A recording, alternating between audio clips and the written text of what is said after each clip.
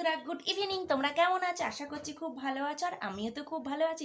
একটা জিনিস শেয়ার করবো, তাই তোমাদের কাছে মানে তোমাদের সামনে এলাম।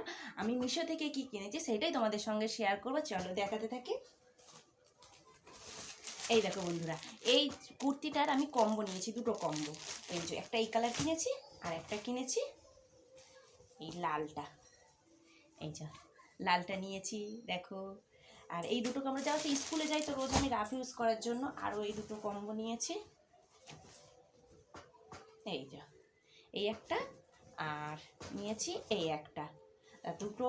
আর এই দুটো কম্বোর প্রাইস কত বলো বন্ধুরা? মিশো সবাইকে এত হেল্প করছে, সত্যি বলার কিছু নেই। আর এই দুটো প্রাইস হচ্ছে 308 টাকা দিয়ে আমি এই দুটো কুর্তি কিনেছি। বলে 208 টাকা, এই সরি 308 টাকা। 308 টাকায় কিছু পাওয়া যায়? একটা কুর্তির দামই 308 টাকা নিয়ে, কিন্তু এটা নিয়েছে দুটো 308 টাকায় কিনতে পেরেছি। আর এই দুটো কিনেছি 316 টাকায়।